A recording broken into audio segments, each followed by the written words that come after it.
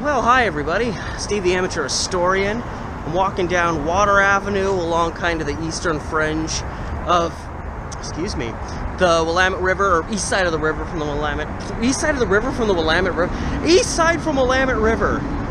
I've been doing a lot of vlogs today, and I think I'm cracking. So yeah, you got all the overpasses that have come up over the years. This used to be a lot more. There used to be a lot more going on down here because there wasn't so much of this up here.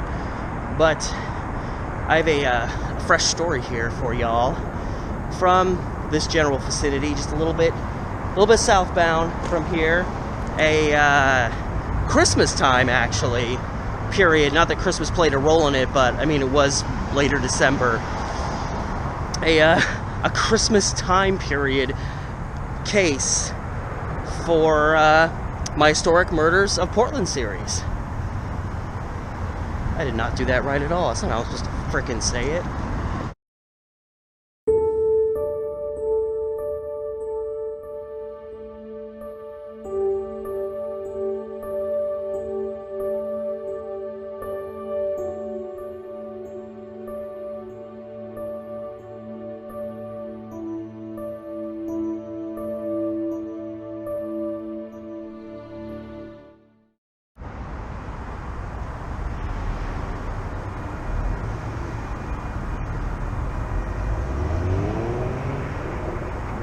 This area is a bitch to get through.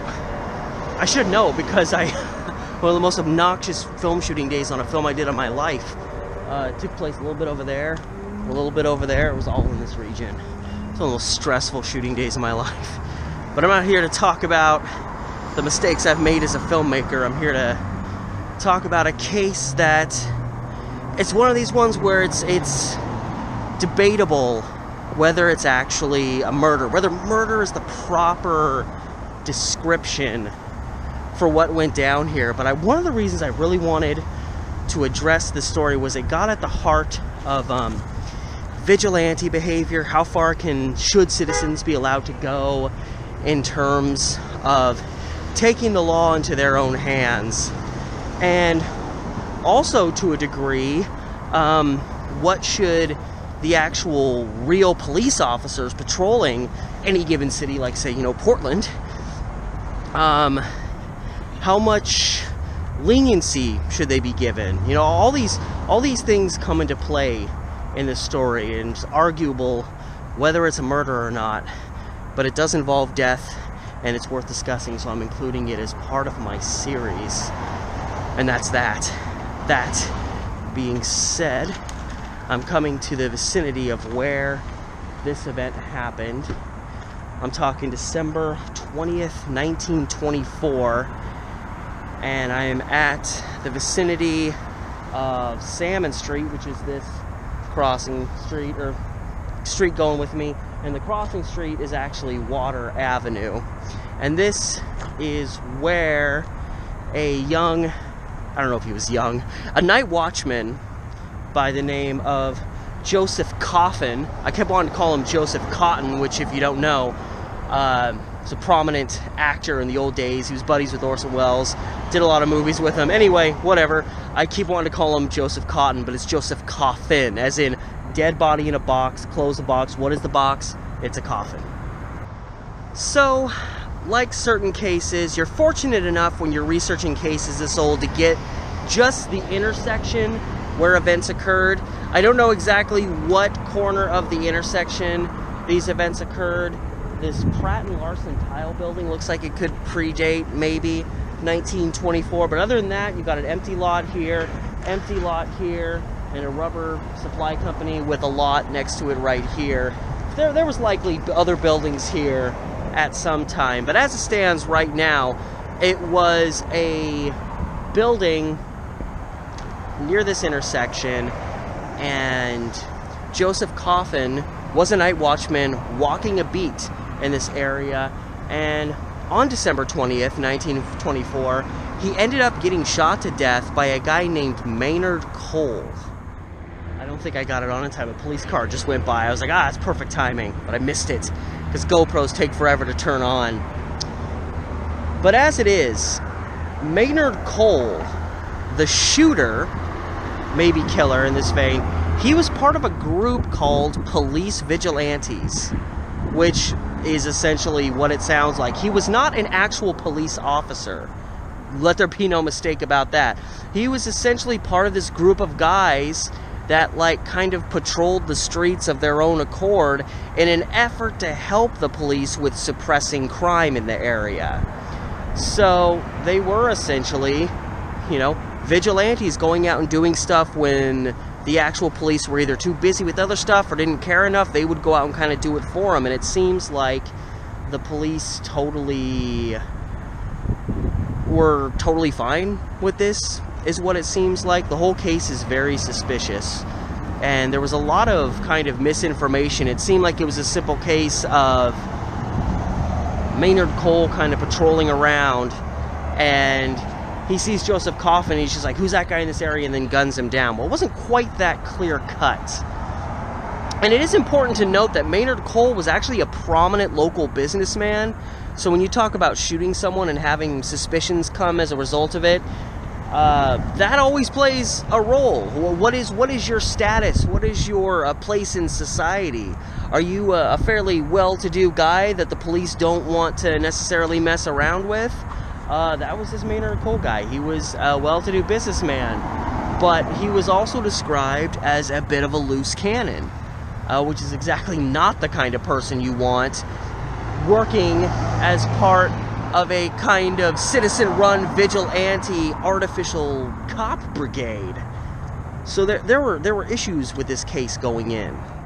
So the building that was located here at Water and Salmon, as it's described in the newspaper, was an office for the Columbia Contract Company. So I'm kind of pondering, like, when I hear that, like, just a company that has a bunch of contracts with people. They have a building full of papers. And essentially on December 20th, what happened, as it's been reported in all these old newspapers, is a captain, like actually fairly prominent person working out of this office, forgot some contracts, some papers he needed, whatever, and needed to gain access to the building. But I guess it was later in the evening, the building was all locked up, and Joseph Coffin, being the night watchman and kind of working in the area, tried to help the captain. And the way in which he did this, which is, I guess you could suggest how, you can suggest Coffin's own responsibility in the ultimate leading up to his death, is they managed to gain entry by opening a window, which then set off the burglary alarm. And it seems Maynard Cole, in his capacity as a vigilante for the police, noticed the alarm going off and sprung into action. So he already automatically thinks there's a burglary in progress. And as Coffin and this captain get it through the window and into this office to get stuff, Maynard Cole comes barging in, and there's a little bit of confusion as to what exactly happens, but it seems like both men drew their firearms, each one thinking the other was a criminal, a thief, a robber to some degree. So there's this absolute, total miscommunication. Maynard Cole hears the alarm go off. He comes in and sees people inside the building that he doesn't know if they should be there. He opens fire.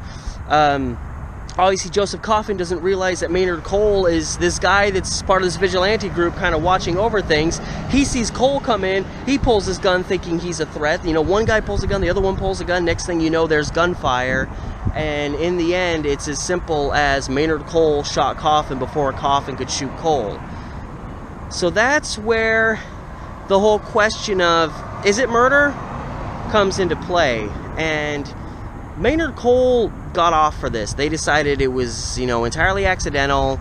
They both didn't know who the other was. They almost blamed Joseph Coffin more for not identifying himself, even though it seems they were in the room, Maynard Cole busted in, and it was like he had his hand on his gun ready to shoot. Logistically, it seems like he crashed into the room, gun out, and then, Coffin had to react. And there's that police vehicle going by again. Timely. I hope I got that. So, there's an ethical question to be addressed there. Was this, does this get excused as an accident? You know, it seems logistically, yeah, it probably was. It's a horrible tragedy, but, you know, both guys panicked, both guys pulled guns out. You know, on the other, can you really blame one more than the next one? But the issue here, and there's a few, is one is the police were very quick to let Maynard Cole off the hook. Now, how much of that was the influence he had as a fairly well-to-do, prominent guy about town? You know, that's a question that needs to be addressed. But furthermore, you've got this guy out here who's being a vigilante and is doing this stuff that the police don't want to do. And the Portland police is very, very corrupt at this time. You know, I mean, there's always going to be corruption in the police force. But the first half of the 20th century, going into the 1950s, the very corrupt police force. So you just know they were absolutely fine with these random guys who were not sworn in officers, who had not gone through training, and did not have... should not have had status moderately equal to police officers, considering they absolutely were excuse me, I'm just spitting everywhere. They were completely unqualified to function in the capacity of police officers, and we see that with Maynard Cole kicking the door open and just, here's my gun, boom, boom, boom. So it seems like the police were only all too satisfied to quickly brush this under the rug and decide with this pal who's helping him out and also happens to be a prominent local businessman. I mean, of course it's going to get swept under the rug. But I just look at this case, and I don't know. Fine, maybe Maynard Cole comes in and doesn't recognize Joseph Coffin, even though you'd think if you're going to be a vigilante cop in the area, you'd like to know who was also working positions like night watchmen. People are also in the area who are patrolling the area who are going to have firearms on them. And also, one of the primary head people that worked out of this office was right there with Maynard Cole, or right there with Joseph Coffin. So Maynard Cole comes running in, and it seems like it's pretty obvious he knows who the captain is because he doesn't shoot at him. He only shoots at Joseph Coffin. You'd think he would take a moment to try to ID who both these guys are before you just blindly open fire. So why is it he doesn't shoot at the captain? Well, it's probably because he knows who he is. You know, oh, I can't shoot at that guy. He works here and he's prominent. So if there's a guy who's prominent in here who works here, why do you just all of a sudden assume the guy that's with him, who is probably wearing night watchman clothes, while you as a vigilante are probably dressed in civilian clothes and thus much more likely to be potentially look like a criminal? You see what I'm getting at? It seems like this guy, Maynard Cole, came off very half-cocked. And when I read this story, I think of George Zimmerman, that piece of shit. That's who I think of. These guys that think they're allowed to just be vigilantes just because, I don't know, they have 50 million screws loose. That's who Maynard Cole reminds me of, is a George Zimmerman type. A guy who, the moment he sees an opportunity where there's maybe I can have a chance to harm someone, shoot someone, be a man. I don't freaking know the way these people's minds think. But it just seems like he didn't come anywhere close to shooting at this captain. So why wouldn't he shoot at him, also presuming he's a thief? Well, probably because he recognized who he was. And therefore, why would you shoot this guy who's accompanying one of the primary people in this building where the burglary alarm went off? Don't you think you'd walk in and at least, point at him and say, hey, identify yourselves or something? But no, he just came in, gun ready to fire. So it's, that's where I bring this into this case is, maybe it's not cold-blooded murder, it's not premeditated murder, but I feel very much like this guy, Maynard Cole, came in completely half-cocked, itching to get involved in obviously he's part of this vigilante group. He was itching for an opportunity to track down a criminal and to, wipe that scum off the city streets and whatnot. And I think that obviously clouded his judgment, and he just went out there and opened fire without thinking about what he was doing. And he took a night watchman's life. I don't think this guy should have been able to walk away just because you can maybe pose the argument that there's fault going both ways. I think this guy should have been reprimanded, and because he was probably a buddy of the police force, he got off. So in the end, Maynard Cole got off light. I don't even think they looked into it for more than a day before they said, this is an accident, we're not going to charge you with anything. Despite everything that I've discussed, despite the fact that, Joseph Coffin had a justifiable reason for being there. He was actually working security. He wasn't some vigilante out there getting his kicks being a fake, officer, being a fake security guard. But despite all of these things, he had prominence and the police seemingly on his side. So he got away with it, and in that vein, I feel like he should have at least been charged with manslaughter at the end of the day. That is my honest belief, my honest conviction. I think he should have been charged with something. But that's where we're left. That's where it ended. You know, Joseph Coffin left a wife and 2 kids behind because of this itchy trigger son of a gun. And it seems like, you know, obviously, you know, this case is almost 100 years old. I'm not expecting anybody to look into it again. Probably wouldn't find much anyway. But that's where we're left, is this little bit of mystery, but a very ethical question of, should this guy have gotten off or not? I don't think he should have. I don't think he should have gone to, you know, I don't think he should have gotten a life sentence, but he got off way too light. I remember filming right over here in my film.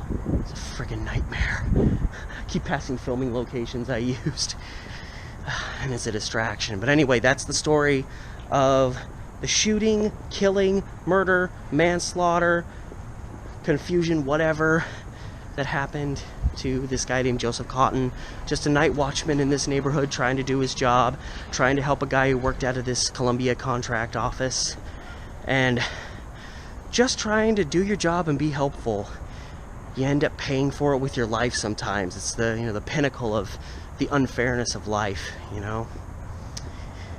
So on that sad, tragic note, I guess thank you for watching this video. There's obviously a lot in the series and a lot more to come, and I hope you're enjoying it, and I hope you'll tune in for some more as they come along down the pike.